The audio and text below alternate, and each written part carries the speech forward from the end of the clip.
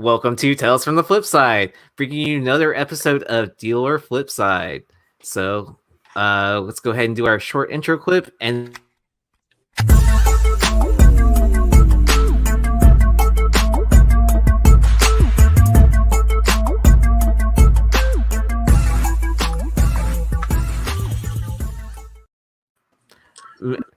I almost wanted to, stop the video just so I could see Dennis dancing and stuff like that. So, but welcome in, everyone. Go ahead and introduce yourselves.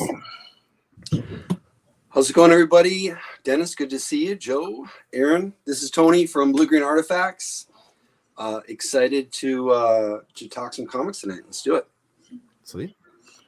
BG, always good to see you. Red Hood, you don't have your little thing on your face, so I got to get to actually see your face. I'm Dennis Barger from Wonder World Comics, and check me out over on YouTube at Wonder World Comics. I do a daily show called What's Moving with D. This is Red Hood, your friendly neighborhood comic presser. So, hi. What's up, Red Hood? I'm fucking tired, man. I'm tired, bro. We'll wake you up. I'm tired of pressing books, bro. Sounds like you just went through the gauntlet of a bunch of books. But yeah, and then I'm Aaron, YZE on Instagram and whatnot. So make sure to give me a follow. And let's go ahead and talk comics. But if you have not seen the show before, we're going to play our favorite game of Dealer Flipside. Sorry I didn't wear my suit. I was feeling kind of lazy today. But most of the panelists have signs, and then we'll hold up the signs for which books we would pick at that price point. Oh, nice. That's a good one. I always forget which one's at the top, deal or no deal. Yeah, that works too. So top or bottom. All right. And then, so we'll start it off easy, and then we'll go into some bigger books. All right. Thank you again, Obi the Grave, for making this awesome graphic for us. But yeah. All right. So for our first comparison, we have a Spawn number 9 CGC 9.6 newsstand edition that sold for $249. Oh, can you see the top? That's weird. Hold on. Let me see. Crap. I'm picking Aaron. Yeah, same. All right.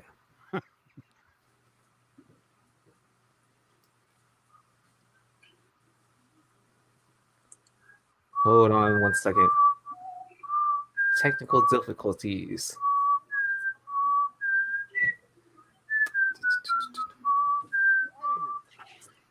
See if I can get this fixed. We could do like what is that? Where you have to describe the book and then we have to guess what it is. Hey, dude, I've been those cat treats, Temptations.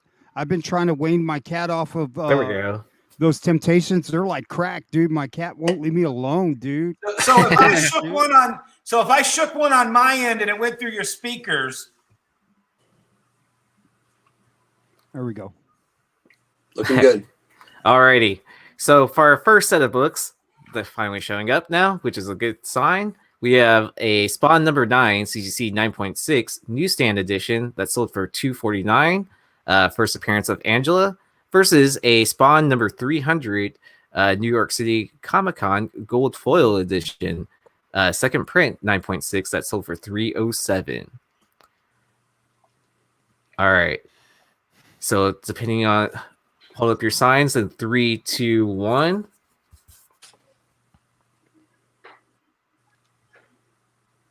All right, let's go with Tony and Dennis. Well, okay, so I know the conventional thinking is Spawn number 9, newsstand of anything Spawn, newsstand of anything Spawn, early Spawn. But I gotta tell you, I don't know where in the Marvel universe we have to be to get anything Angela to even resonate. And then you just go Spawn 300, ASM 300 homage. It's always going to be drinking game iconic. I think it's going to be more iconic than Angela. And I'll tell you what, I honestly think, what is it? There we go. Age of Ultron 10 is probably going to surpass Spawn 9 as the key Angela book, in my opinion. I think when the market starts reacting, they're going to react more to Age of Ultron 10 and like the 10 different variants for it? Is that the one that's still polybagged? Yeah. And I just think the market's going to react more to that than they're ever going to react to, Spawn 9. Fair enough. I do think, though, Spawn 9, I mean, Spawn 1 has always been, the book, but it was a $5 book for, like, it really wasn't until relatively recently that it really started appreciating. Angela just has this cult following among comic readers. If you were alive in the 90s, I don't know. I'm a believer in Angela. I think there's a way to work her into the MCU. I think you could do it. It seems like Feige is really comfortable just giving characters a little bit of a shift. So bring her in as like one of the Valkyrie or I don't know. It's the kind of character Taika Waititi. I could see him maybe even making a cameo up in this next one. But I just want to mention I've been watching this the YouTube channel Cartoonist Kayfabe. You familiar with that? I have watched him a couple times. Ed Piskor, the creator who does Red Room, and I forget the other artist that he works with, but they have been doing a many-part show where they read the transcript of the court case of the court case where McFarlane and Neil Gaiman were basically suing each other over this character and how the rights, what deal went down in the beginning, and how they worked together on a couple issues on 2 miniseries before it became a legal affair. So I love the story of that, how Todd created the character or created the book, for a creator-owned company, and then invited another creator to come in on his book who created his own character, and then Todd sued him for it. I just think it's funny. I'm actually more amused by the fact that Todd immediately just assumed that he got to be Marvel and steal Gaiman's idea. Right. And that to me is just the most ironic part of the entire thing. And then to get even with Todd, Neil immediately sells his creation that he has no interest in whatsoever, but just bought a 20-year battle and probably sold it to Marvel for like a 6-pack and a carton of smokes. Yeah, exactly. It's just like, this is how little I care about this. I'm immediately selling this to a soulless corporation. Fuck you, Todd. I strongly recommend go check out that series of videos. It's very entertaining. They're on episode like 4 or 5 right now. But you hear, Neil Gaiman's testimony, and he doesn't really mince words. He kind of very subtly insults Todd as often as he can. It's pretty funny. But anyways, I just love the story behind it. I love the character. The first dozen issues of Spawn were insane print run, but they were pretty disrespected. That's not an easy 9.8. It's easy to get a lot of rub on that white. Especially the newsstands. I mean, we've seen a newsstand 9.8 of that go for, I want to say, above 1,500 now. I think approaching, maybe it was around 1,500. So, it was easily over. Yeah. Yeah. Well, I'm not for sure that's not a money laundering price pump and dump either, though, because nothing has come anywhere near that for a second sale. Oh, okay. Yeah, one time? It's not a liquid book. It hasn't been moving steadily. but there are, I mean, these newsstands of these 90s big books that's becoming a thing. I like Spawn 300. I like Spawn, obviously. When we get into this weird variant of that weird issue, I don't know. I think the top one just has a little more importance. I'm a little sick of the homage on the bottom. I'm going with the first appearance, especially because of the MCU implications. I do think there will be an Angela. Feige's a fanboy, man. I mean, Angela's name is written on a whiteboard in his office somewhere. I don't know how it's going to work in. I think it would make the most sense with the Valkyries, but that's my pick, man. $250 is not a bad deal. Yeah, not a bad price. I didn't realize that 9.8 newsstand for Spawn number 9 was an outlier. Like, I thought it had consistently sold for above $1,000. I think if you look it up, I think they sold one for like 2,000. And 52 bids, 1,900. And then like the next one is a 9.8 Sig series a month later of a regular for like less than 700. And those are the only two, like, oh, well, I was searching Angela variant, but right. Yeah, I mean, so that was the only reason why I picked the Angela number 996 newsstand, because I figured there was, it was consistently selling for over $1,000. Yeah, so it was 1,900 in September. It dropped to 1,200 in October, 1,100 in November, and I don't think there's been any sale in December. Okay. And like everything else around there is like nothing. Okay. Yeah. So I figured it was like a good buy-in at that price, and then like the gap would close between like the two. Oh yeah, I mean if that's readily available, that's probably a cheap buy-in at 9.6. But like I said, I just think the outliers are definitely the outliers. Yeah. Alrighty. Red Hood, anything to add?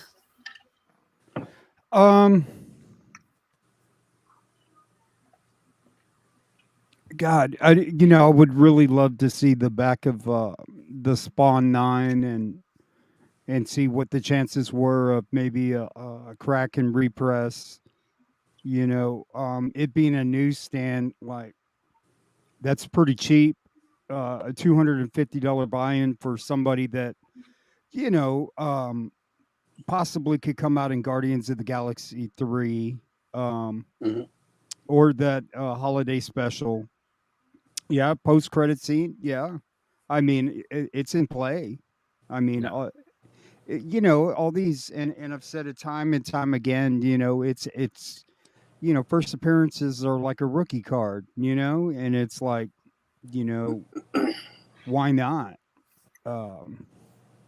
So yeah, I would just love to see if it had a chance for a crack and repress. So, and then like the Spawn 300 gold foil, man, I would be pissed off if I got a 9.6, dude. Like, yeah, that would fucking a brand new book, dude. Like, fuck that, man. Well, I think I remember when those were released, like, weren't raw copies of the gold foil, weren't those selling for at least like $200? They were, but I know that there's a lot of little micro scratches on the gold foil on that, and I think there's a lot of blunted spines on these from cut errors. So I think it's 9.6 might be the 9.8 on that book. Yeah, and I'm sure there's a ton of 9.8s also. So I figured there's a lot of people that, as soon as they got them in hand, here you go, CGC, take them and grade them. Yep. So, all right, but let's go ahead and move on. Oh, and the audience score was 60% chose the Spawn number 9, and 40% chose the Spawn 300 gold foil. I want to give a shout out to, who was this that submitted this to me? This was, I want to say, it's definitely So big shout out to Cool Stuff, and I don't remember the other person. I think it's JKR Comics or JRK Comics. Submitted each of these books, and they were around the same price range. So I figured, why not throw them up against each other? So we have Web of Spider-Man #1, the first appearance of Harley Kenner, the Bagley 1 in 25 variant. It sold for $195 versus All-Star Comics #58, CGC 9.2, first appearance of Power Girl, sold for $274.05. Another classic battle between Marvel versus DC and Modern versus what is that, Copper Age? Oh my god. Yeah. I mean, like, I wouldn't buy either of these books, man. You know what I mean? I hate to be an asshole, dude. Can I just go sideways like that? A no Like, vote. maybe no Gotta make a confidence. choice. Actually, there's one of these books that I probably actually would buy. I'm probably gonna go with this one. Ooh. All right, Tony. Let's hear it. What did I pick? Oh, You picked the bottom. Yep. I don't know. I guess I'm gonna go off of character. I just believe in the character of Power Girl more than I believe in the character of Harley Keener. There's just, and I mean that's a good price on the top book. I want to say raws of that were going for like 100, weren't they? I'm not sure where they are now, but I think they were going for like 125, 150 at the peak. Yeah, of they it. were way over ratio. Yeah. So 195 for a 9.8, that might not be a bad one just for resale value. That's actually 2 months ago too. Yeah, that's true. Yeah. But Well, I would assume there's not a black Power Girl rating. character better. That's all. I got nothing else there. I mean, it's an older book. It's when I'm deciding between books, if there's one that everybody is going after, or everybody's talking about, it's just like my fantasy football team. I tend to lean toward the underdog or the lesser known one or the dark horse. I don't, you don't run across the first appearance of Power Girl everywhere. So if I wasn't in a particular boat, okay, so I actually missed this book.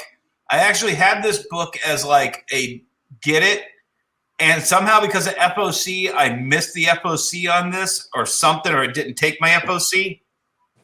I got Goose Egg. I ordered 100 of this, and I got Goose Egg. So I'm like, damn, I would really like to have that one because I honestly don't think you call back the actor from Iron Man 3 and put him in a suit and throw him in with the rest of everybody else you called for that funeral scene. And then a year to 2 years later, Marvel gets a bee in its bonnet to include that character in its storyline for the new Disney park that there's just something way more about that character that none of us are on any pay level high enough to know about. And that's what sticks in my craw as to, I wish I had my 100 copies that I screwed up or Diamond screwed up and didn't get me. So the spec play was maybe possibly him being in Armor Wars and him being an ally of Riri and which, if that happens, then that first book, the Web of Spider-Man #1, then that book is going to be crazy. But have you seen that actor in anything else? Nope. Like, I mean, like, are you talking about just in general or just like specifically Marvel? I've never seen the actress who plays Shuri in anything else, but that's true. But she's goddamn great in Black Panther. That's true. Oh, well, she was, right? Is she? Knock on wood. Yeah, is she getting kicked off, or what are we doing here? Let's go ahead and get Michael B. Jordan in there, and let's Yeah. let's get this shit done right, bro. you could recast Harley Keener too. I mean, the kind of same thing happened with the Cassie Lang, you know, the younger character, and she's a little older, and they go with a different actor. I don't know. I mean, if it's not an Adam Hughes Power Girl cover, I don't care. Yeah, that's well. The other thing is this is a weird period of time for DC. Also, like I think I have maybe 10 of these books lying in a box somewhere because I got them from a dealer overstock. Like they were just flooding the market with just extra copies of books at this period. So there are some dealers I know that have 100 copies of this, 20 copies of this.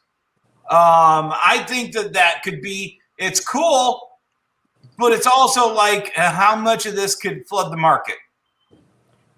Right.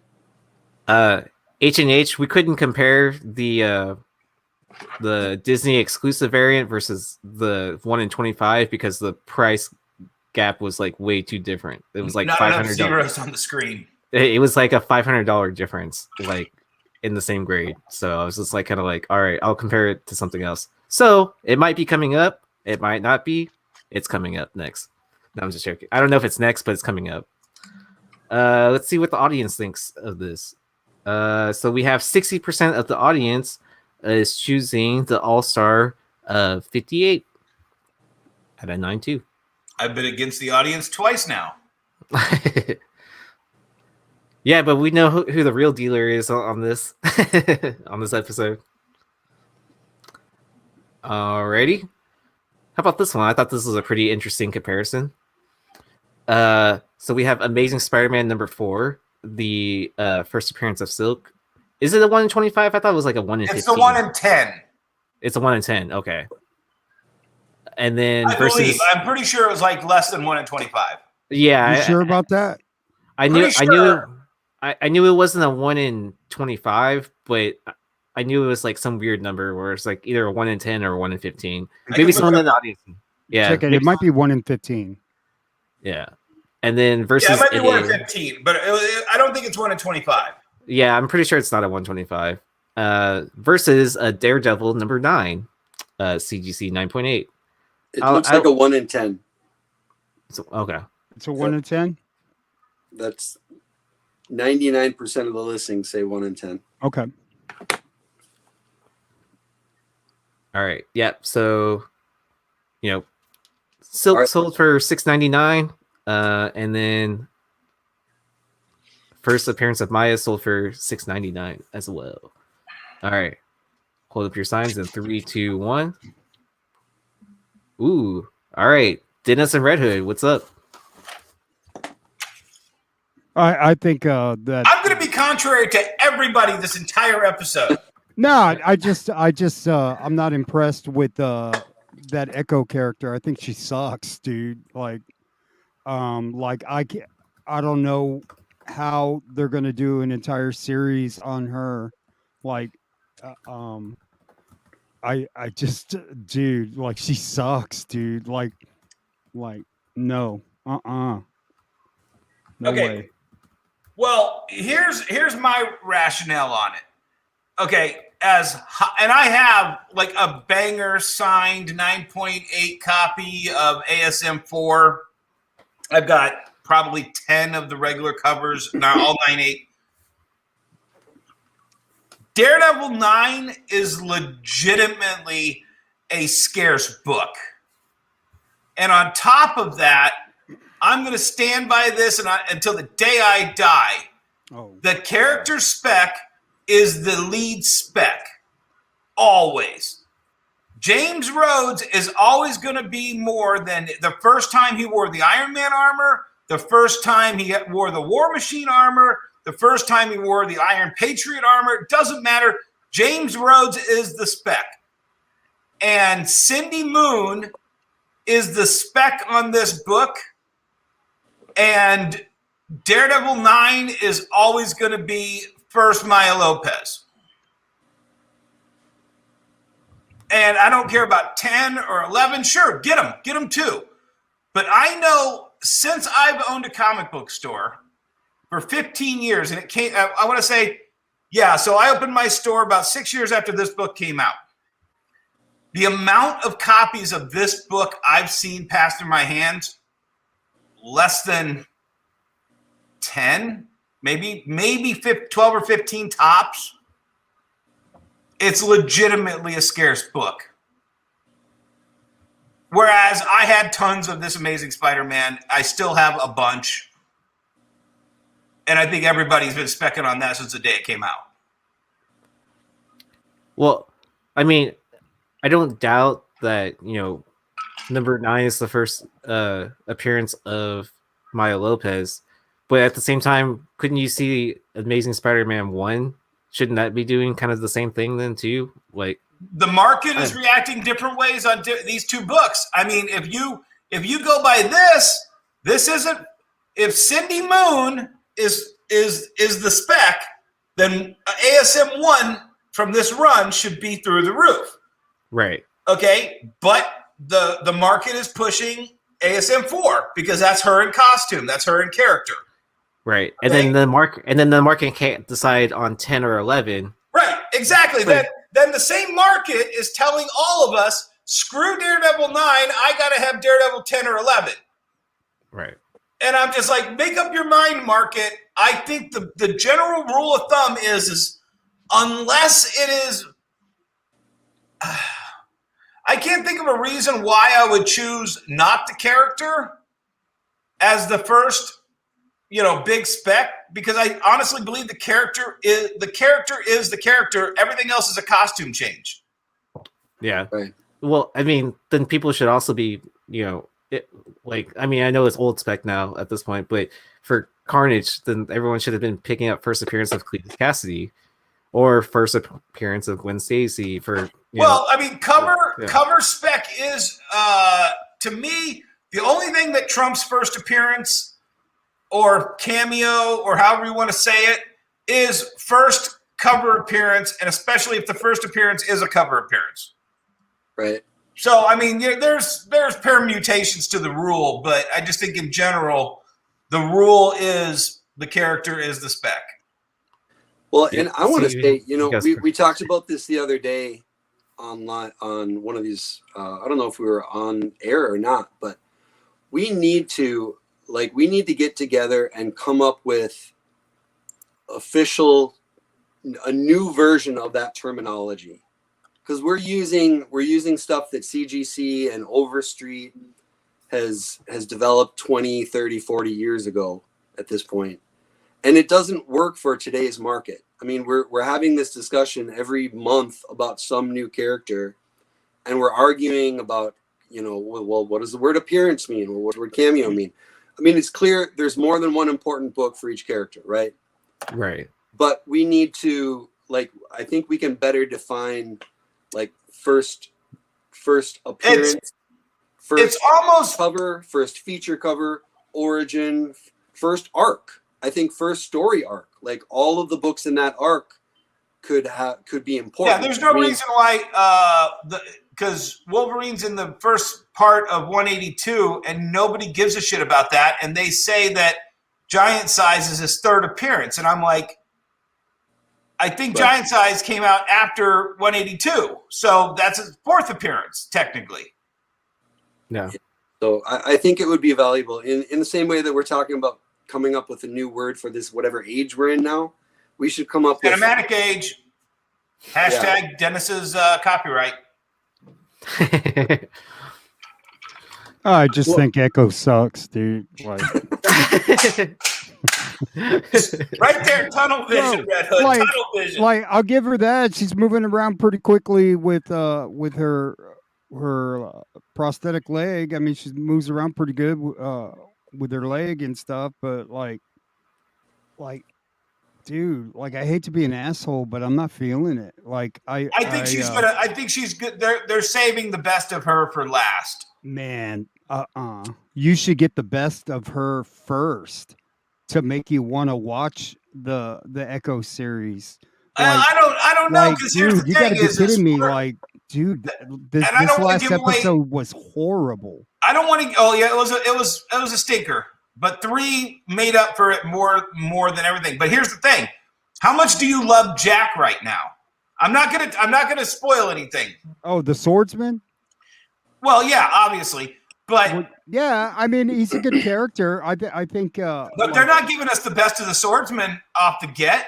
No, but He's you a could slow tell, roll. like I would rather follow the swordsman than Echo right now. Right, but they've given us nothing until episode 4 to really like this guy. He's a schmuck. Yeah. He's a schmuck up to episode 4, and even at 4, he's just kind of more likable. We still haven't seen a single thing to make us really love this guy as an awesome character. Which I'm not sure I will tell you, Kate Bishop is great. My daughter, I'm going to tell you, my daughter hated her when she came out in Pitch Perfect 2. She was like, I hate this character. This character should not be in Pitch Perfect. You know, blah, blah, blah, blah, blah. And we were watching, I think we were at the end of episode 2, and she's like, I kind of like this Haley Seinfeld now. So, you know, all of her hate from Pitch Perfect 2 washed away with this show. Architectural, I will have to disagree with you because I go to a store that still prices their books with Overstreet. Oh, well, yeah. So they're a friend to me. So I think once this Hawkeye show's wrapped up, because it's only like 6 episodes, right? We only have 2 more Only episodes. 2 left, Yeah. man. yeah. I think it's good, but I do think it seems like there's too many little appearances. I mean, Now, we're if they getting were a gonna have flash that of Echo. We're getting a flash of Yelena. Kazi the Clown seems really wasted at this point. If like Kazi the Clown in the comics was great. Kazi as just a side thug character, that's a waste. Now we have a Bombshell and we've got Swordsman. Like we've got 4 episodes and 5 cameos. I hate to say it. And how much of these next 2 episodes are we going to get the cosplayers? The LARPing cosplayers. Right. Dude, I fucking hate that shit, dude. It's so stupid, man. What are we doing, dude? Yeah. Like, fuck, man. I am so disappointed with this Hawkeye series, and like I really don't give a shit what anybody says. Echo sucks. The LARPers, all that sucks. Like, I'm telling you, like Shang-Chi was terrible. Like all of these movies that have come out since COVID, like, are horrible. But like, you know, that Eddie Murphy Raw, like if you ain't giving him any, and it's like a starving man with that cracker. Like, Rich cracker. that's the best cracker I ever had. You know, hopefully we don't run into the same bullshit with Spider-Man. Like, I hope not. Like, I think they realized that they were planning Spider-Man since the last Spider-Man. Yeah, I hope they don't fuck that up, dude. And I honestly think they were like, hey, if we got to have any downtime whatsoever, this is the point to downtime it, because I think they know they're going to blow the freaking doors off of everything with this next Spider-Man. So, look, okay, so I worked late last night, so I said, you know what, I'm going to stay up for Hawkeye. I swear to God, I wanted to schedule an appointment for anger management. I was so furious that episode was terrible, man. I was like, what are we doing here, dude? Like, fuck. I stayed up for this. But this show is not. I'm sorry. For us. All right. I'm sorry, Aaron. Let's go ahead and move on to our next comparison. Echo sucks. All right. How about the Battles of the 9-2s? So we have a Batman Adventures 12 CGC 9.2 versus a Ultimate Fallout number 4 CGC 9.2. The Batman Adventures 12 sold for $670 versus the Ultimate Fallout 4 sold for $685. That's a really good matchup. It's really just a matter of how many. There's an obvious choice. Yeah, no, I think I'm going to go with it. All right. All right, hold up your sign in 3, 2, 1. Ooh. I guess I'm going against the grain this time. All right. Yeah, so I picked the Batman Adventures 12 mainly because, UF4 is currently on the uptick right now in price, right? Like if you were going to pick up Ultimate Fallout 4s at any grade, you know, 3 months ago was your time frame, right? Because it was in a dip in all grades, right? So like even 9.8s were like 2,500 at the low point, and I think it started creeping up last month up to the 2,800, $3,000 mark. I think 9.4s were about that price on the Ultimate Fallout 4, where it was floating around right around the $700 mark. I mean, I know that Harley's like currently in the dip and it'll probably continue going down, but at the same time, I think nostalgia will kick back in again, like 5-10 years down the road, where people are like, oh, I still want that book, or I still haven't picked that up. So I could see that like increasing in price again at some point in time, over time. So it's more of a long-term play for me than, picking up more and more copies of UF4. Yeah. I'll take you on, Aaron. All right. Yeah, no, I think with Harley, there are certain characters that we've seen in movies where I think almost everyone would agree the casting is perfect, right? Like Iron Man, Robert Downey Jr., the casting is perfect. You can't say that about every character, but there are some of them that you can. And I think Harley falls in that category. Would you guys, Margot Robbie as Harley Quinn I can't envision another, it's going to be like replacing Hugh Jackman with Wolverine. People are going to just shit on whoever they pick because Margot Robbie is just killing it. I think I've got to lean toward the bottom one though, because right now we should be in the peak of Harley Quinn fever. I mean, she's been in three or four movies. Yeah. It's the perfect casting. We know she's one of the tent poles of DC, movies now. She's appearing in her own movies and other people's movies. This should be peak Harley. Like that first appearance in 9.8 should be a $4,000 or $5,000 book. It's creeped up, I think, this last year. But we haven't even scratched the surface with Miles on screen. I mean, we have a Spider-Verse movie and another one coming up and a video game. And that's it. Yeah. I know that everybody says the sky's the limit, and that's why, what is it, 40,000 now, 30,000 for the damn. Oh, for the 1 in 25? Yeah. Wait, did somebody say Zervik? Yeah. It's insane. But I wonder who came up with the idea of coming up. We're not there yet. Granted, I think Miles is, it's priced. What's the phrase? Priced to bear. Like right now it's priced that he will be a monster. But you're talking the most iconic drink, the most iconic Marvel character there is. He's the face of Marvel. So I gotta go with it. I wouldn't pass up Batman Adventures 12 in any grade. Yeah. But I got to go with Miles. Yeah. I guess go ahead. So, like, if you put a sports card mentality to this, right? That's Michael Jordan against 86. Michael Jordan's rookie against Patrick Ewing's rookie, right? Or an Isaiah Thomas rookie. Like, which one would you want? Because Miles is Michael Jordan right now. Right? Harley is more of a complimentary character, though, right? Well, okay, no, but Kobe Bryant. I'll go one better than that. Miles represents every young black man in this country getting his dream of being Spider-Man. There's a lot of black men in the comic book industry, in the comic book market. Harley Quinn represents the girlfriend of the comic book collector, the women of comics. And as much as we love the women of comics, I don't think that that's a market driving force. They'll buy it when they see it, but they're not gonna shell out the kind of money that Jay-Z's kid is gonna shell out for a Miles book when he wants one. because that's his Spider-Man.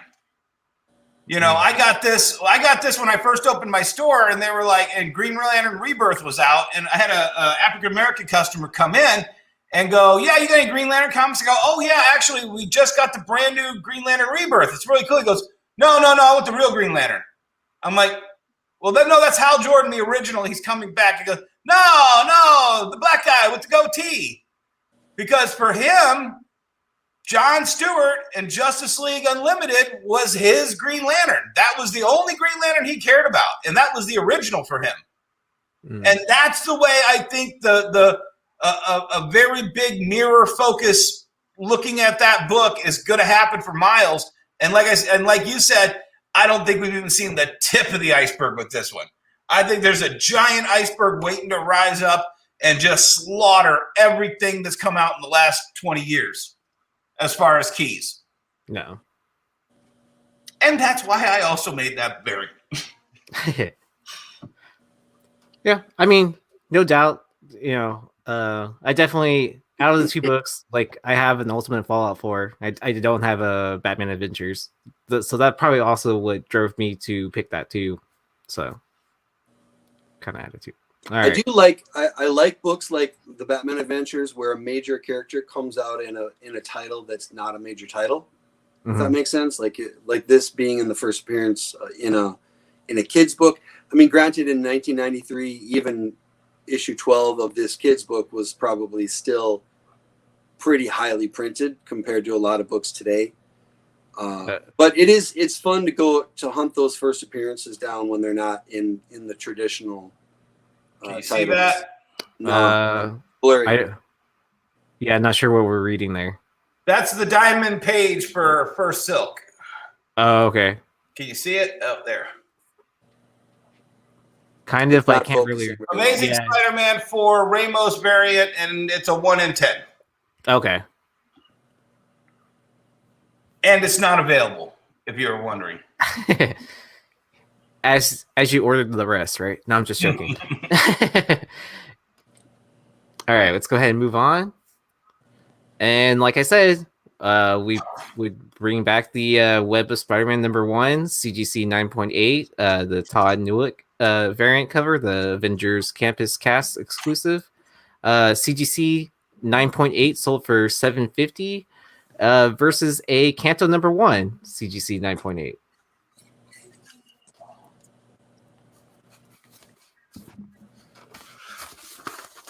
Yeah, I'm gonna have to agree with Tony. All right, Dennis, let us know why you would pick the campus version. Okay, so I have lived through, and I'm not trashing. I love him to death. I ride or die for Will Smith, so don't take it that way at all. I've lived through Jada Smith as the Catwoman archetype. I've lived through After Earth. I lived through Deadshot. I lived through Will Smith used to open a July 4th movie, and ever since Wild Wild West, he's been batting about 250. And he can throw his name around anything he wants, and he is awesome. You know, he's living the great life. I love him to death. If he did Bad Boys 4, 5, and 6 in the next years, I would watch every one of those because I think that's one of the best franchises ever. But I don't think Will Smith's name attached to this book is going to make it explode any more than it is right now. And like I said in the earlier variant, Disney doesn't drag that kid out for the funeral.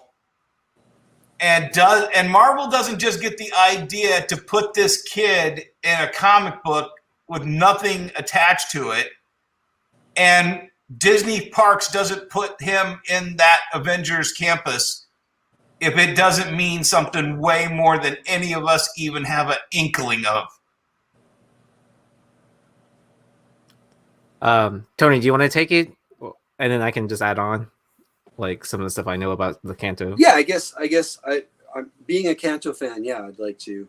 I don't think it has anything to do with Will Smith. I think the option was kind of inevitable. From what I've heard rumblings, there was a little bit of a bidding. There were more than one interested party in Kanto. It is tough for an indie book to make it. I'm not as high spec wise on a lot of indie hot books that a lot of other people are, just because the chances of making it successfully with a quality team, getting it on screen is hard. And then once it hits screen, it's easy to be ripped to shreds in the first week and canceled before, the second season rolls around. So I get that, but I'm going with my kids. We sat down, like before bed and read through Kanto with my 7-year-old and my 9-year-old. It resonated with me, the story.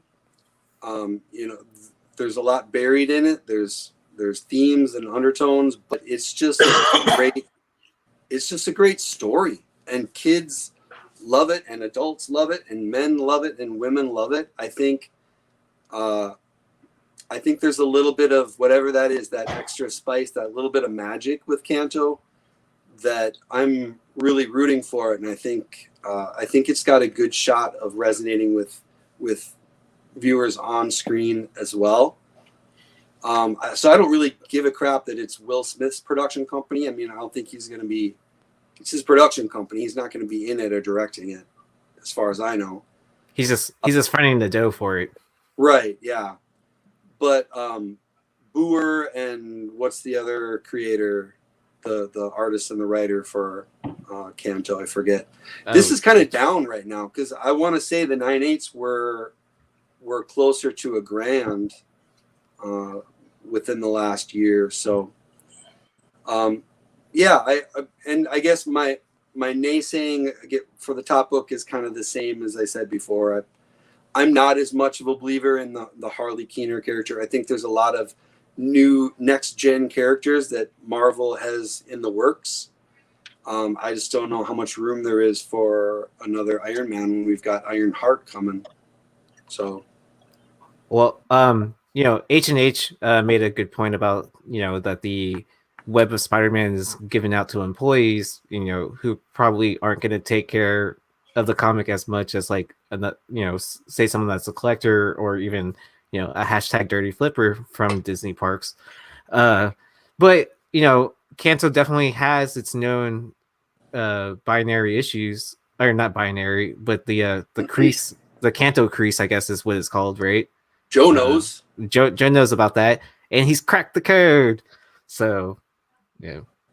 Oh, I got lucky with Pee Wee's book. If I had to do it again, man, I don't know, but just charge people extra, man. Like if they send you a Kanto, just be like, instead of whatever your standard price is, it's like $5-10. It's double. I couldn't believe I got that fucking damage out, dude. Like I was just like, you got to be kidding me. I hit up Josh. I go, dude.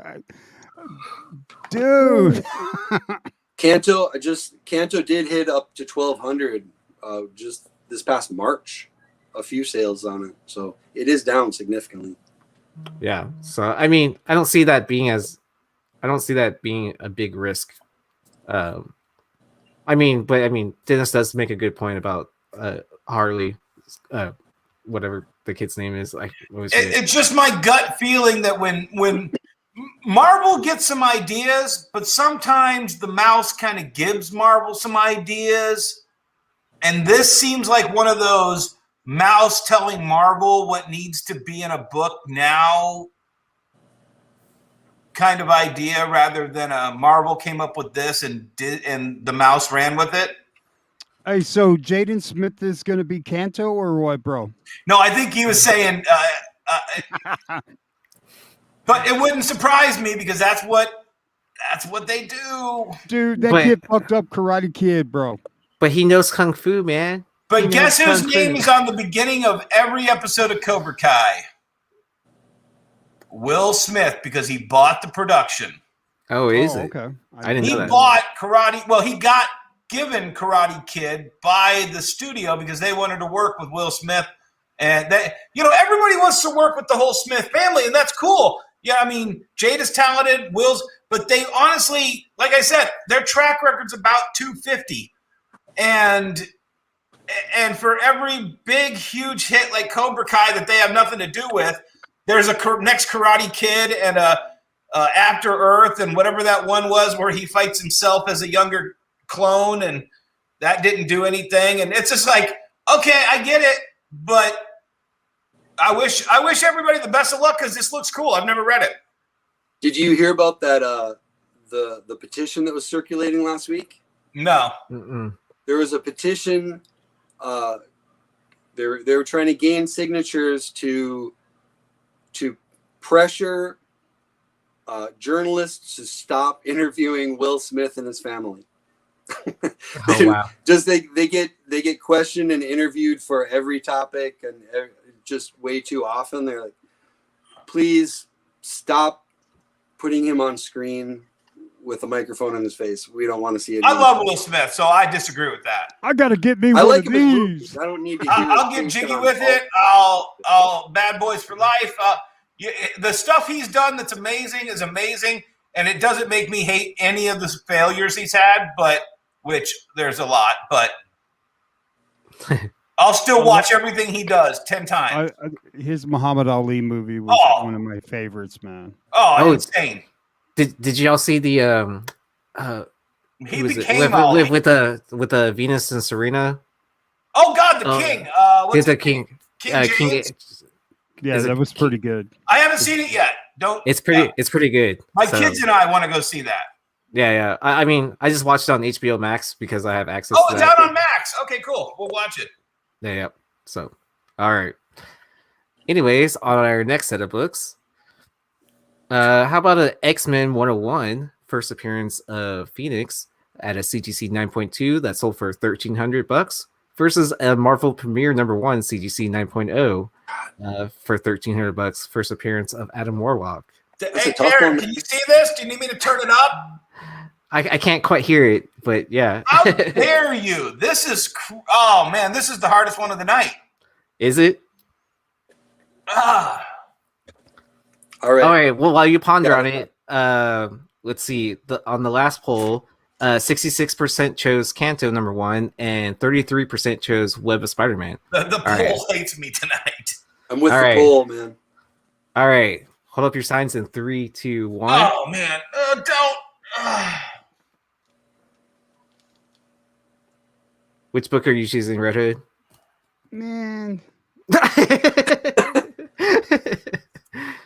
Join the club, Joe. All the cool kids are doing it. I don't like either one of these books, bro. Fuck it. Oh, unanimous. Anyone want to play Devil's Advocate? Or does anyone want to take one? I'll take Devil's Advocate because this was the toughest of the night. Okay. Yeah. So, what made you flip your mind at the last second? How about that? Honestly, because that Jean Grey is so damn sexy, and it is legitimately one of the hardest books to get in a collection in a good grade. Because even back then, I think people were coming back to this issue and reading, like 120 comes out, and I think people like, oh, what did Jean Grey do? I bet you that's from that Phoenix thing there. You know what? And by up through 137. So, in my opinion, for 3 straight years, every fan of the X-Men was going back to their stash and rereading this issue all the way through on that run to a point where these are just beat to live in hell. And to get a 9.2 on that, I think is just more of a unicorn. Then honestly, Marvel Premiere, I've maybe had 10 or 15 of these. It's in the, it's in the secondary, like it wasn't in everybody's primary. It's in dealer overstock. So I think there's more high grade Marvel Premiere 1s than there ever are going to be of X-Men 101. And honestly, I think Kevin Feige could skip right over this entire storyline and just enter an X-Men universe where Jean Grey's already dead, or she's already come back, or we're in the middle of Hope, and then we'll find out about Jean Grey in the past. But I really think that Marvel Premiere 1, the reason I changed my mind at the last minute is because of all that. But Marvel Premiere 1 is here. It's now. It's Guardians of the Galaxy 3. We're probably going to get a teaser in the special, the Christmas special. And I think the safe money, the big flips are going to be on this book for the next year. I think Dennis is right. I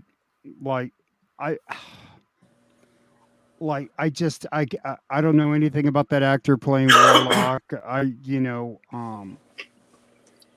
Man, I just don't know what they're gonna do with this character, man. I mean, I think if you're gonna pick one, you had to pick one. Like the safe money's on the X-Men book, like Warlock. Right. I mean, there's too many unknowns, man.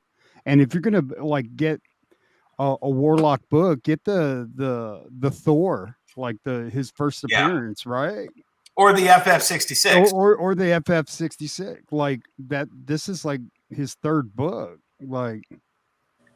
Right? I mean, like, but it's his first cover. It's his first cover. I get. Well, no, wasn't he on the cover of Thor? Not in the full costume. Oh God! He's like naked wearing a loincloth. Looks like fucking Shazam right here, dude. You know? Well, I mean, I kind of look at this. This is Iron Man. Iron Man 1 versus Tales of Suspense 39. You know, it's the most traditional armor that everybody recognizes him in versus I'll give you earliest prototype form. Okay, I'll give you that. And I'll tell you what, Warlock has more prototype forms than I think any other freaking character. I just, I mean, we'll have to wait and see, but like, Echo sucks, dude. Like, Jesus Christ, man. Yeah, I mean, the main reason why I put this up, I kind of knew Marvel Premiere number 1. That's definitely a hot book. Like after the last month or so, and then if you were smart, you were picking up X-Men 101s right after the Phoenix film. Like I had a friend that, I found the listing for a X-Men 101 for like 9.2 for. I want to say it was like $300 or $400 or something like that. It might have been even cheaper than that. And I was like, hey, if you don't pick this up, I'm going to pick it up. And then, and it looks like we have someone joining us. Hey, Lucas, how's it going? What up? Lucas. Yeah. Man, I just got done with the dirtiest, nastiest freaking podcast with Adam, man. I had to come over here and cleanse the palate, man. Yo. Welcome. Welcome. Thank you, man. I appreciate it, man. That dude's getting buck wild. We're supposed to have a comic book show, and we were just talking about freaking sex toys and people getting beat down and losing anal virginity and shit. So I just want to talk about books on over there. So make sure to go to the Comic Crusader Rewind and watch Blind Out show. I'll tell you what, Kevin Smiley actually has the best comment in the chats. Let me find this one. Yeah. I don't disagree with that. I don't disagree either. We've had how many different people play Jean Grey in the 7 or 8 different movies? Yeah. Well, she's had her shot, but it's still just a hard banger to get at 9.2. If you don't think Kevin Feige's going to do a Dark Phoenix movie, you're wrong, though. He will. He might, but he might push it off for another 8 years. Yeah. Didn't they already do a Dark Phoenix? In one of the X-Men movies, they already did a Dark Phoenix. They've done it twice. But the problem is, the problem is, it's the Wolverine paradox, right? Where if you don't get the correct character or the correct actor to play that character, that defines that character in the minds of the people don't give a damn. Yeah. So you got to find that right actress to play the Phoenix, and then everybody. And the first movies with X-Men. Was it Famke Janssen? She was not perfect casting. Now hold on. Sophie Turner was not. Whoa. Yeah, exactly. Love me some Famke, dude. Femke is hot. However, granted. However, Femke is not. I want to kill this other guy to have her hot. And the second girl was in no way, shape, or form that hot. Yeah. So yeah, I do think he's absolutely right. This has got to be the first. It's not just a character or a team that's had that many movies. The actual story to retell the same origin story. And honestly, Warlock has more stories ahead of him than Jean Grey does. Also, Wait, is that the book to buy? Yeah. After the next Guardians of the Galaxy and the Christmas special, do you think the Guardians will continue, or will that be the end of it? The Guardians may not continue, but you're goddamn right that Marvel has Annihilation. Marvel has the Infinity Watch. No, yeah. That's what I'm saying. I think the Guardians are wrapping Warlock's universe from here on out. Adam Warlock might be the future of that's what I'm saying. The center of the cosmic MCU going forward. Yeah, absolutely. And the fact that we've got whatever his name is, the pop star as Eros, Star Fox. That just shows you one of the directions they're going. And the fact that we got Pip the Troll and Star Fox, all of that. Yes. It's Warlock's universe from this point forward. Right. It really is. I agree. So I changed my vote. Right. Right. So for a while now, that was the plan. Adam Warlock, that was going to be the center, like ever since that one galaxy where they strewed the tomb, the sarcophagus, whatever, right? But then, people on the outside, they didn't really know who the fuck he was. So like, okay, well, maybe let's do something else with the galaxy. Let's bring in these other pieces. So what about Captain Marvel, right? Hey, we can do this whole feminine thing. We can do, woman power and everything, right? And it would have worked if the actress wouldn't have been an asshole, right?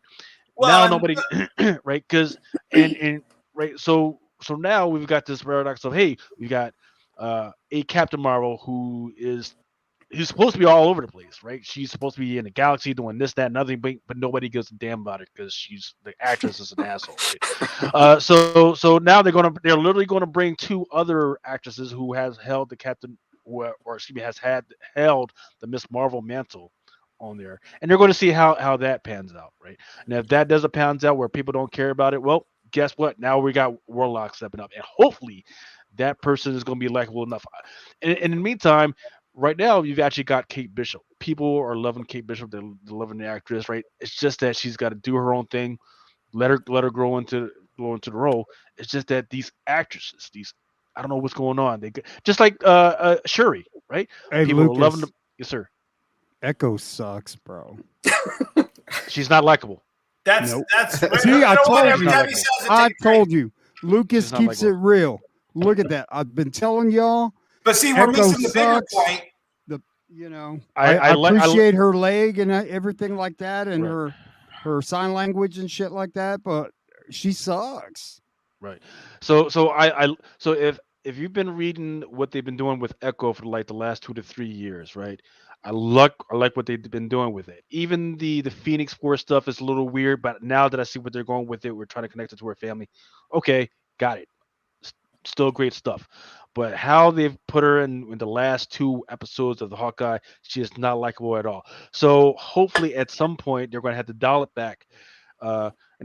Give us some more context to why she's like an asshole and being an asshole to Hawkeye and everything. I need more context. But right now that Stone Cold face thing is not working for me, right? I don't like her look. I don't like her attitude. None of that stuff, right? But remember, maybe they got some plans. The Warlock mess we're in right now because James Gunn pissed off a whole bunch of people that reminded Disney of a whole bunch of his old tweets, and that's how we got into this cycle in the beginning, and then that leads to this thing and that thing, and then now we got Warlock way late in the game when we should have had him probably at a much earlier point in the game. Yes. Yeah. That's true. Which then forced us to have to lean on Captain Marvel to save the day in game rather than probably Warlock. Well, I said this the other day. I said, what if the Echo series is a red herring for Daredevil. That it's actually going to be the Daredevil series. I don't think you play that game with the boxes that Echo checks using her as the red herring. I think you really have to follow through with an Echo series. I don't think you have to. Like, if she's not going to do well in Hawkeye, why would you continue on? I think you are in the minority on the she's not doing well in Hawkeye. Oh my God, I don't think so, man. Like, go back and watch it. Like, Yeah, is that a character you want to follow? I think what is she doing? I think the same as I said about Swordsman. Jack started out as a schmuck, and we're gonna see him kick ass in these last two. She started out as, we know she's good, but how good is she? We're gonna find that out later. Yeah, it all comes down to the writing, and yeah, to this point, she hasn't been written very well. Well, but when like, she is the focus of a show, left, I think it has to improve. I mean, she's pretty one-dimensional. I want revenge character right now, but it won't always be that way. I hear you, Joe, but I think we need more time to flesh it out. Everybody just needs to agree with me. All right. Well, we're on that page. Let's go ahead and move on to Echo books I'm trying to sell, so no, I ain't gonna. Yeah, I'm trying to sell some Hawkeye books too. Like, I get it. I don't want to be that guy that, like, I understand that it's a new character and people have invested money in it. I don't want to be that guy. Don't listen to me. It's just my opinion. Like, I don't hate on anybody's spec and like, I honestly hope that it improves. So, I love Marvel. I love all the characters. I hope it improves, but right now I'm just a little disappointed. Is that fair? Right. So major issues is saying, hey, there's an origin story needed for Echo. Well, if you've been following the Phoenix Force Echo story that they've got going on right now, they're changing her whole origin. Her dad is no longer her dad. Her mom is no longer her mom. They're going back into like her ancestral thing to change who she is. And then they'll probably go forward a little bit to change what the relationship is in between her and Kingpin. They're getting weird with it right now. So you just got to strap in. Next. Yeah. All right. Next, we have... How about Edge of Spider-Verse number 2, CGC 9.8, that with a custom label that sold for $1,200 versus a Sandman number 1, CGC 9.8 that sold for $1,176. Okay, I got a theory on this too. So, okay, and then for the last poll, 85% chose the X-Men 101. All right, damn so straight. hold up your signs in 3, 2, 1. Ooh. And then Lucas, which book would you pick at this price point? Sandman number 1, and that's only because I would rather have the first appearance of Gwen Stacy period than the Edge of Spider-Verse number 2. That's just me. But that is the first appearance of that is not no, it's not. That is the first appearance of her. Spider-Gwen. Okay, so you're talking about Amazing Spider-Man 31. Okay, yes. Sorry, got it confused.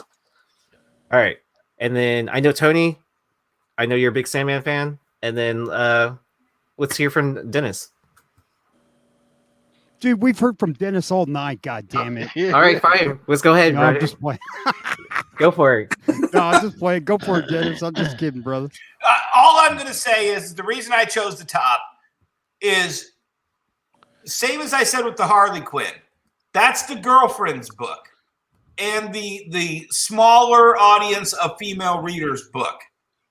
However, there's one little ray of hope to make that one of the mega keys on par with Miles, which is already on par. I would want to see what the percentage it's on par with.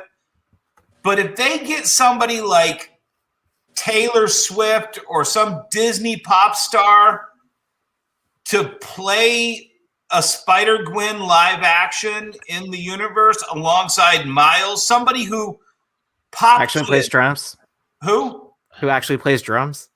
Right. But what I'm saying is if you get an actual pop star, like they've already, Marvel actually listened to me about 5 years ago when I said you need to get I'm sorry, I'm loud. You need to get these new kids that are listening to things that none of us even know about or are tuned in on. And like my daughter's right now watching a YouTuber on the big screen in the other room talk about a play called Evan something. And she's been watching this for 2 hours. It's a person dissecting a play. I don't know what any of this is. You know, she watches Hamilton. She watches, all these things that I don't know. If they get something that my daughter knows that I don't know, then that opens all the little girls watching YouTube to it. And that's in a different market on a different level, dude. That's not the girlfriend's book. That's not the older comic book women's book. That's an entire generation's character. And that could open that character up to something we couldn't possibly understand. Yeah. I do see your point, Dennis, because when I bought the top book at that time, I bought it at the same time that I bought Ultimate Fallout 4, and at the time they were the same price. They were like $380. This was like 3 years ago. Gwen and Miles were equals, and that's changed since then. But you're right, with the right casting and the right movie, Spider-Gwen could blow up, as big as we think Miles. I mean, right now, Miles to Gwen is like a 3x shift. Well, yeah, no, it's off kilter right now based on where it was. Right. That's for sure. Well, so but Sandman 1 is down. Sandman is I don't know. I would say it's like the saga of the 90s. Right? It's that series that when people read it, they loved it and told their friends, and they loved it and told their friends, and all the grunge kids and all the emo kids and all the how many people have Sandman or Death tattoos out there? It's just stupid. Before there was Hot Topics, there was Sandman. Yes, exactly. Neil Gaiman, you got the trench coat. I know there's a lot hinging on this Netflix series. HBO Max. I don't know. Isn't it? I don't think it's a guaranteed success, Netflix. but I don't think it looks like an utter failure either. But I think in the long run, and going back to what Lucas said, that this isn't, the top one is the first appearance of Spider-Gwen. That's a variant of another multiverse character of Gwen Stacy. Yeah. Sandman is about as original as you can get. I would go Sandman all day at this price, if only even as just as a reseller, because I think the weekend that show comes out, these and number 8s are going to hit 2,000 pretty easy. Yep. Okay, so can I ask a question? Wait, hold on. So, did you guys see the trailer for part 2 of yes. the? Yeah. Mm-hmm. So they're going to delve into the romance with Miles and Gwen. Big mistake. And so the little girls that are 3 years older now that identify with Spider-Gwen, like they're gonna go goo goo and gaga over this next movie. And speaking of that, Into the Spider-Verse won an Academy Award. So like look at that type of heat. Like these books, like Edge of Spider-Verse 2 and Ultimate Fallout 4. They're going to be around for a long time. Now, Aaron, in anime, how long does it usually take for two characters like to get together? What, like you're talking maybe like 50 episodes or something like that sometimes? Right. Like So 100 you're right. So you're talking about they're going to, in the second movie, all of a sudden they're going to get together. That is going to be a no-go for the young folks. Right, you're supposed to be the flirtatious. Oh, maybe will they or won't they? But for them to get together that quick. Hey, Lucas, I'm going to judge by the lack of hair on your head that you're a little bit older than the average market for that is. Kids hook up way faster now than we did when we were that age.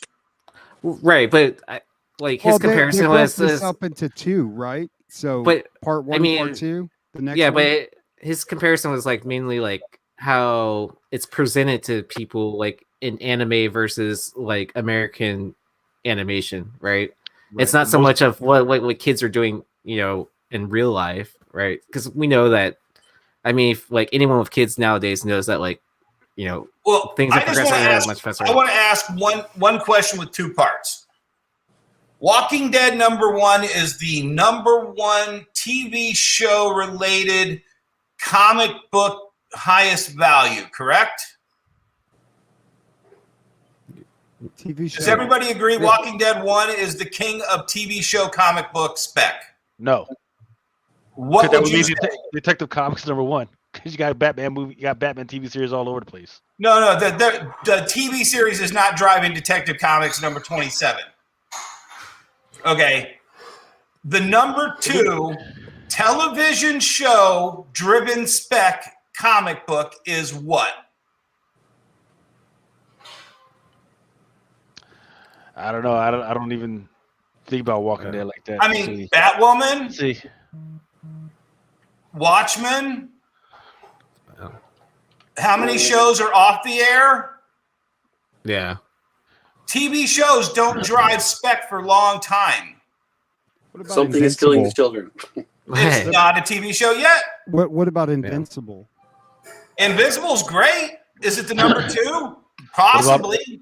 What about Ultimate Fallout #4? And that didn't drive. The movie didn't drive its price to go up. It was the Sony game.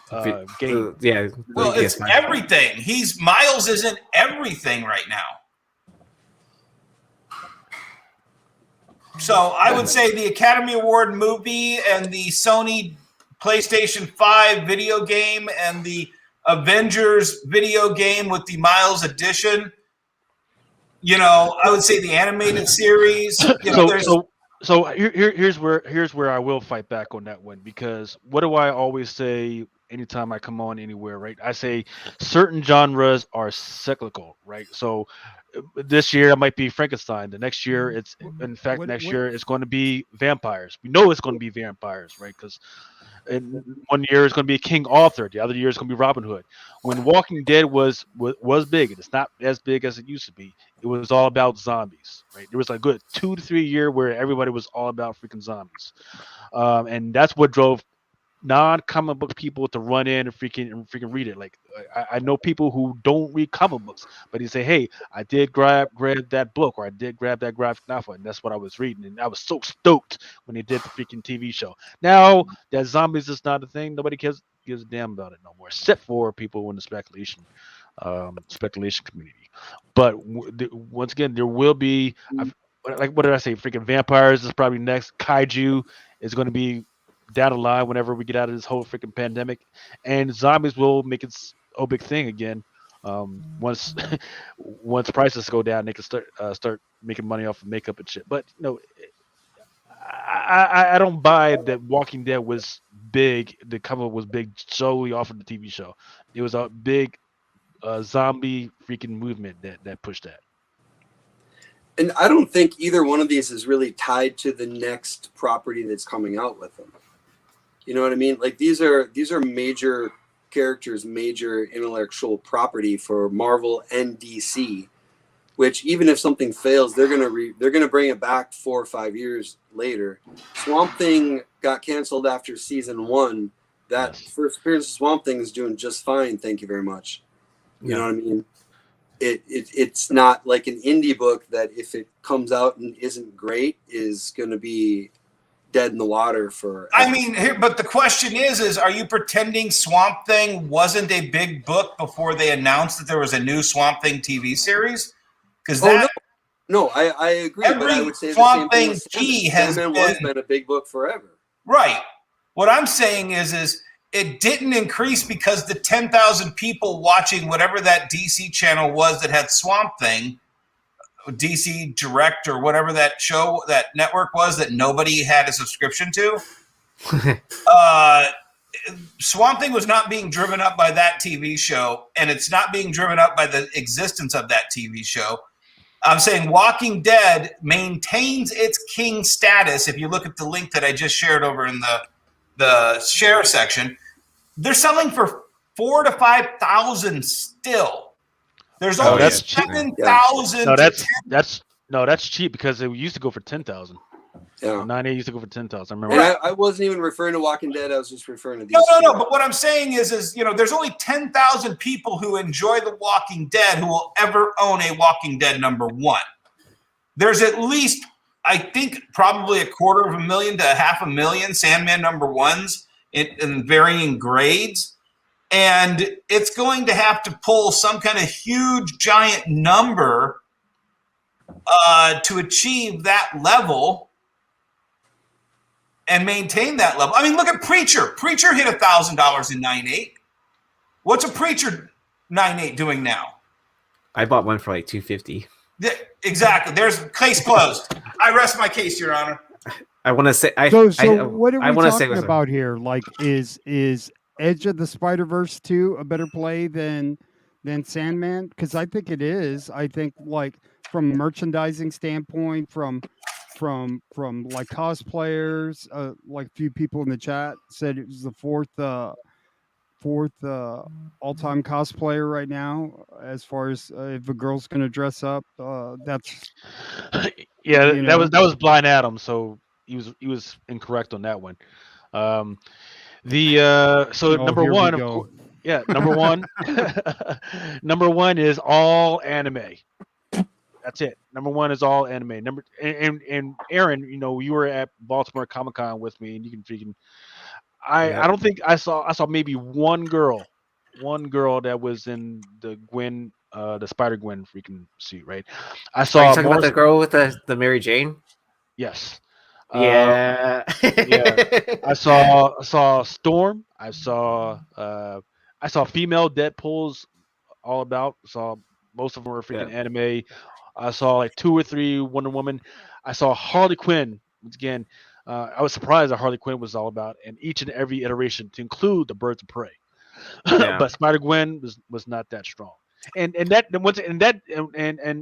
should not have. I would not say that has any bearing on the speculation on that stuff, because those people that were there are not grabbing it or not grabbing these books. They just like see a movie. Oh, that's freaking great, right?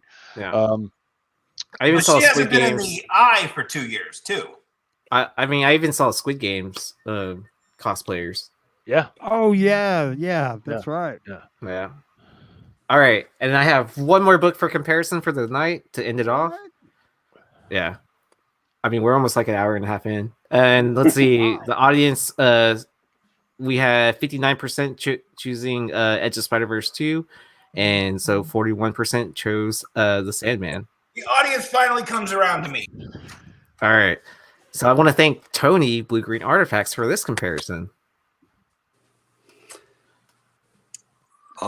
Shit. Yeah, so he threw it up in our chats, like discussing each of these books. So we have Amazing Spider-Man 365 newsstand that sold for $1,350 versus the Star Wars Darth Maul #2 CGC 9.8 AHA variant, or Aja, whichever one it is. 1 in 25, I believe, that sold for $1,500. Is this the toughest one now? What's happening in Amazing Spider-Man 365? That's the preview of $20.99. $29.99. The right. last 4 pages. Yeah, the last 4 pages. A preview. Okay. Yeah, which is like the first whatever pages of Spider-Man 2099 #1. All right. So which book are you picking? 3, 2, 1. I don't know, man. All right, let's go with Red Hood and Tony. And then That's some serious money for. I know, for a book, right? Yeah, I mean, none of these books make me feel strong about having these. Like if I had these, right, and I put them in my box and I came back to them a year later, I'm like, what the fuck is this? I'm like, what the fuck did I buy? And I'm like, oh, I guess I'll just throw it in a freaking clearance box. Like, you can't freaking tell me that. I would think that these are blue books. You can't fucking tell me unless I Man, that's fucking tough, man. But you never know, man. You just maybe there's a video game from a year or two from now that makes, or maybe there's a movie that makes either one of these pop off even more. So, Jesus. Yeah. Cad Bane, was he in Rebellion? Anybody know? Uh, Cad Bane was he's like the bounty hunter that's in like Rebels, Clone Wars. I think he could show up in Boba Fett. Yeah. He could show up at any time. Yeah. Honestly, I mean, and as we've seen with Star Wars characters, all you have to do is have a casting for them, and you know the book appreciates by 100%. Yeah, I don't know. I think I picked the bottom one, right? I love Dave Aha. I love that cover. I think it's one of the best Darth Maul covers out there. So this is, to me, this is a twofer or a threefer. You got a great Darth Maul cover. You've got the first appearance of Cad Bane, which there's a lot of Star Wars characters out there, but this is one that has a little bit of a cult following. Like, he's got some fans, people looking forward to seeing him, not just, you know, random first appearance of, I mean, if you look in Wikipedia, I think every 50% of Star Wars books have a first appearance in them. There's just some first appearance you can pull out of them. But I do think, being it's a bounty hunter, it kind of a gunslinger style bounty hunter, I don't know. I think he's going to look interesting on screen. So for me, the Darth Maul book checks off a few more boxes. The fact that Amazing Spider-Man 365, that any version of that can be worth $1,300. I mean, again, I was collecting in the 90s when, you know, you go into the local comic shop and there's a stack of 90 of these, and you'd see them in back issue bins for less than cover price for about 20 years there. I get why it's, you know, those cardstock, especially the ones that were disrespected for a while, they all have that bend right above the, you know, right above the bottom staple. Those corners aren't easy to keep in good condition. So I understand why the newsstand of that would be valuable. And I'm a proponent of the 2099. I honestly think that's another thing that Feige's got written on a whiteboard somewhere. Like, you could do a 2099 series, kind of like you're doing What If, where you do little mini story arcs of Ghost Rider 2099 and Miguel O'Hara and all these future characters, not tied to continuity at all. You can kind of test run these new characters in this new reality, and if something plays or if something hits, you can spin it out. So I think 2099's got a good future.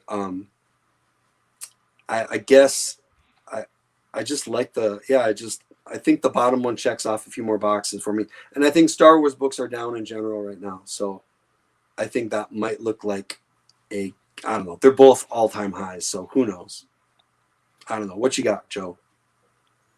No, you know, either one of these books, I mean, you can't go wrong. I mean, they're both, you know, especially that Darth Maul. I mean, it's such a beautiful cover, and you know, first appearance of Cad Bane. Cad Bane's is cool as shit, but like that ASM, like, you barely touched on it. I mean, a lot of them are jacked up, and newsstand high grade 9.8, man, they're tough. Yeah. I mean, like, I don't know what the census has. Maybe Aaron might be able to find out real quick, but I can't imagine there's more than 500 9.8s newsstand. I mean, it's just a tough 9.8. I guess 50 to 100. Yeah, I mean, it's, you know, it's pretty scarce to get it in a high grade, and you know, that book came out in 92. That book is already fucking 30 years old, man. You know, and so now, like, Into the Spider-Verse, I mean, you see 2099 in there, man. I mean, like, that's even going to add some more heat to it. But I mean, like, if you're with Star Wars, I mean, you like that book. If you're a Spider-Man fan, you love the one on the top. I mean, it's one of those things like you can flip a coin. I mean, it goes back to what we always say: collect what you like. You know. All right.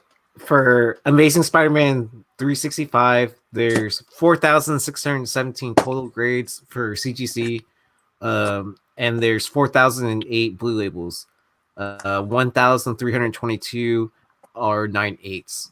But it doesn't distinguish, between newsstand and direct. Are you looking at Go Collect? Yeah. And it doesn't break down newsstand? Not for that particular book, because I mean it has it in its own category, but it doesn't have the census data because CGC doesn't recognize it unless it's a price variant. Hold on. It's on there, but it's all zeroed out. Oh, it is? Yeah. So it doesn't. What do you think, Dennis? What do you think? There's about maybe at least maybe 200. Oh, I mean, how many 9/8s did you say they have? 1,000? No, 9/8s. Yeah, 1,322. Yeah, dude, I'm saying this is easily 1 for 10. Because I mean, I literally just got 5 of these in a collection last year or this year, and I sent them all off for 9/8 pre-screen at CBCS, and every one of them got kicked back to me. Wow. And they were perfect, dude. I think they were put in a bag the day they were gotten off the newsstand. I have with those 5 plus a couple more I have floating around. I probably have a 20-to-1 newsstand ratio, but I'm guessing it's probably more of a 10-to-1. So I would have to say probably 150 to 200 tops. I would say tops 200. Does anyone want to take a stab at how many graded Star Wars Star Small number 2s there are? Oh, probably about 20. 20? Oh, yeah. There are high five up there above you, Red Hood.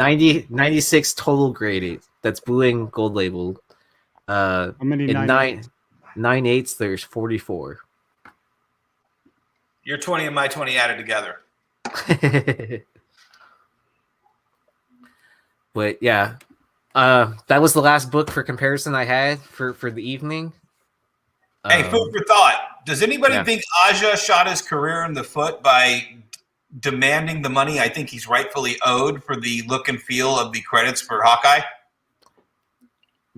No, I don't think he shot himself in the foot. I mean, like, they should have at the very least given him like some sort of credit. Like, I mean, I know that someone said on one of our shows that like in the chat said that like, oh, he's giving credit. I mean, I watched the intro and outro again, and I didn't see his name. Like, not at all. Like, there's someone with a weird last name that's close to it, but that's not his name. Yep. Like some weird producer or whatever. But right. I mean, yeah, I saw it too. Yeah. So that's not Aja. No. And then, because he should have gotten like art direction or credits by title sequence by or based off the comics from Matt like Fraction and David Aha. Yeah, so like they gave Tony Moore. They gave Tony Moore in Walking Dead. Though it's still based on a series by Robert Kirkman and Tony Moore. Yeah. It should have been something like that, exactly. Right. Yeah. So I mean, because don't they say something like based off the Marvel comics of Matt Fraction or something like that? Well, and Matt Fraction gets a full producer's credit. Executive producer credit. Yeah. So, the first thing I was like is like, holy shit, this is actually Aja's art come to life. Where's his name? And nothing. And I'm just like, what a crock of shit. And then I was like, wow, baller move the way you said it. The thanks is nice, but a check would be better, or whatever he said. Yeah. And I was like, but the Mouths don't like to get called out like that. So, Yeah. Well, and they're even using his like covers for like movie posters or TV show posters and stuff like that. And I think they need to write a fat check and apologize in private. I think Feige actually would be on his side. I think he would too. He doesn't write the checks for Disney, but I think No, he was they the bat they for knew him. what they were doing the minute they announced the Hawkeye series and used the font at the at the premiere when they were unveiling She-Hulk, and so when they announced the Hawkeye series and Jeremy Renner came out on stage, they had the font, the same Aja font in the lowercase. So they, I mean, 2 years ago, 3 years ago, straight right off the bat, they were using Aja's art. Well, and I mean, they're definitely using his storyboard, his art as storyboards, because half of these scenes are lifted right out of his art. Well, so it's a little tough, right? So I agree that the connection between the art design for some of the credits barely matches a lot of the stuff that was in the comics. I get that, but his style is more in match in tune with some of the art design from like the 80s. So if like the Art this, Deco kind of stuff. the art deco, the spy stuff, even like the you can like even the music that they use for some of that stuff, it was definitely some of that 80s old, like I'm not talking about the James Bond shit. No, there was like other spy stuff with the art design, like the rugs and all that stuff. That's where he got the freaking design with. So if they wanted to push back and say like, no, we got this from this and you stole that from that, then they could actually make a play for that. But man, it's tough. I would kind of be on Disney's side on this one. Now here's the deal. They definitely don't want to piss them off because a lot of the art design for some of the X books, the X-Men, Power S, that's Steve Aja all day, every day. So if they want to use that art design, which I love, I love that, they need to freaking please the man, say yeah, whatever, and then freaking in the meantime, you need to work on this stuff. So Yeah. All right. So where can we catch everyone next? We'll start with you, Tony. I'm gonna go to work tomorrow. You can catch me there. No, I'm trying to get stuff together for. I think like everybody else here, been really busy and haven't been able to get a regular time on Whatnot as much as I'd like to. But yeah, definitely. If you are watching and you haven't downloaded Whatnot, please do that now. Just before we got on YouTube tonight, I was talking to my nephew who is a sneakerhead, and that is another market that they just cracked into, and he had never heard of it. He's in a big circle of collectors and buyers and sellers. So if you've ever bought anything on eBay, if you've ever sold anything on eBay, or if you just like comics or collectibles in general, go download that and check it out. There's no pressure to buy something, but I guarantee you'll dive into that mirrorverse, like Steve Horn calls it, and put a few bids in. So yeah, follow Blue Green Artifacts, and we'll try to get a sale going soon. Cool. All right, what's moving with D? So what's moving with D? I just put it down in the chat there. I do a daily show where I show you the stuff that's selling through my Amazon store. And we were just watching the market report with Matt yesterday. And it was the 200th episode of Flipside. And they were talking about getting all these channels. I know guys that regularly watch my show, and they see the stupid money I get on the Amazon channel, and they go out and they buy up dollar books, cover price books, and then they have Amazon accounts and they're getting these. I sell King in Black #2 for $50 on Amazon regularly. I just sold a House of X2 regular cover for $75, and that's a regular occurrence. So it gives a lot of guys that are real hungry for like crazy markets that they don't know about, gives them a lot of great ideas on how to make some huge freaking money on Amazon. So what's moving with D? But more importantly, this weekend, I will be at C2E2 at the Whatnot booth, just like what BG was saying. And hashtag Midwest Mel is what they're calling me. I'm going to be the Mel of the Midwest. I have big, giant shoes to fill with my fuckery afoot. And I will be running Whatnot comics and Whatnot toys. My son might even run some Whatnot Pokemon, some vintage first series shit.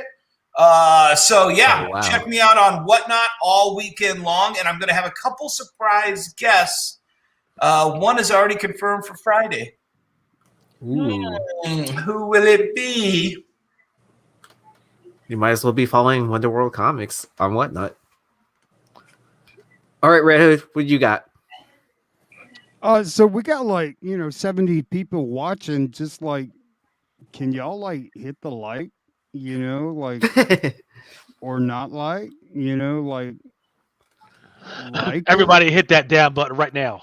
Hit that like and Put that subscribe, thumbs down, man. I haven't hit it. Boo. It helps the algorithm. But anyway, I'm gonna make a little TikTok for Dennis there for C2E2 and make him look all pimped out and rock star-ish, and you know how I do it. But I hope y'all gonna wear y'all masks, man. I don't want to catch that O'Marion variant. Oh yeah, the Megatron, the Unicron variant. Oh my god! But the Omega Supreme. I still wear my mask at work, man. It's I don't want people getting snot boogers on me, man. My face stuff. But I'll tell you with this. I knew that people were getting laxed. I went to the airport. I came back from Baltimore, and I had to take a piss. So I'm coming out of the restroom, and I saw a guy not wash his hands. And I go, well, I guess he thinks that it's over with. He can go back to not washing his hands. It was never okay to not wash your hands. I go, okay. I guess it's over. But anyway, I'm going to try and jump on Whatnot Friday, man. The last Friday was a fucking grind, dude. People have been hitting me up for DC books, so I'm going to try.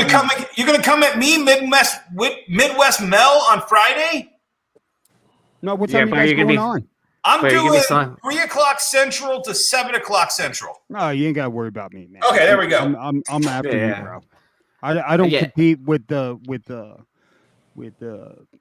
superstars of Whatnot, man. I go on there. I talk about pressing. I sell a couple of books, and man, it's all good. I get my 20 followers that jump on and buy some few books from me, and you have to have more followers than that at this point. Yeah, I do, but I only get 20 people in there sometimes, and they keep jumping off and on just so I can tell them hi again. It's just Josh does that. He'll leave, then come back and, hey, Josh, what's going on, Josh? It's I already told you hi once, so if you jump off and then jump back in, I'm not going to acknowledge you again, man. It's doing it on purpose, bro.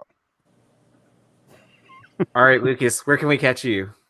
You can catch me outside on the stoop, drinking eggnog, getting drunk on my wine.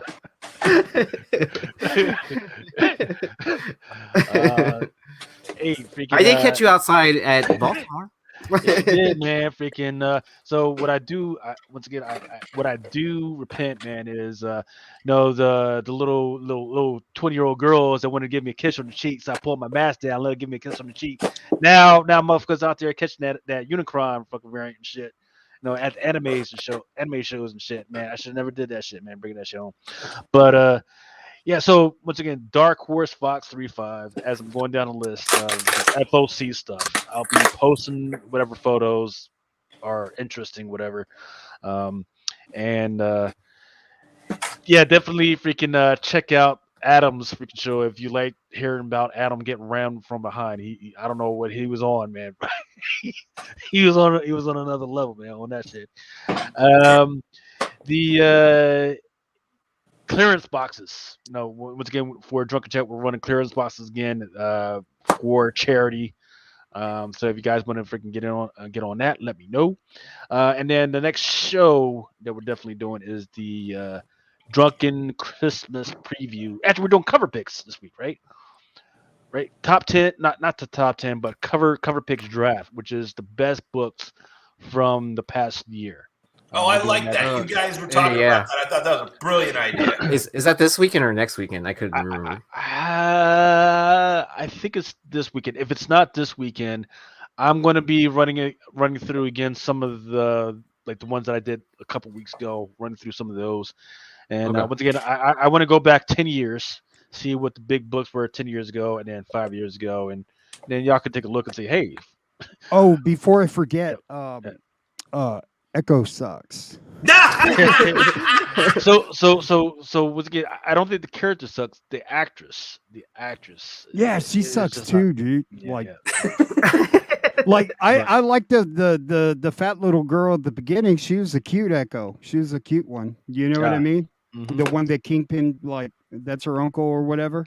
Sure. Like, but like the regular Echo chick, like she's just. Like, what is up with that, bro? Come on, get out of here, dude. Whatever. Let's revisit it three episodes into the Echo series when we get into all that. Are you? Oh, they're already 4 into it.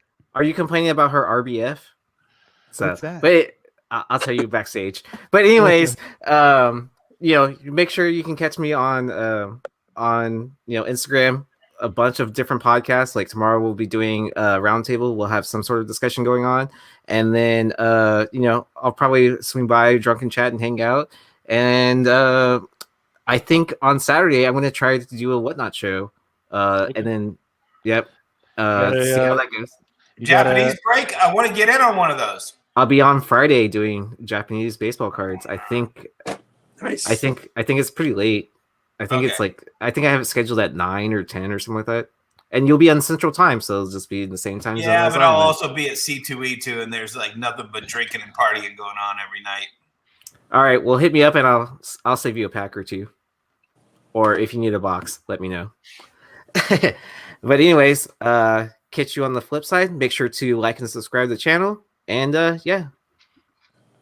thanks for watching, guys. Love everybody, man. Good to see you, Dave.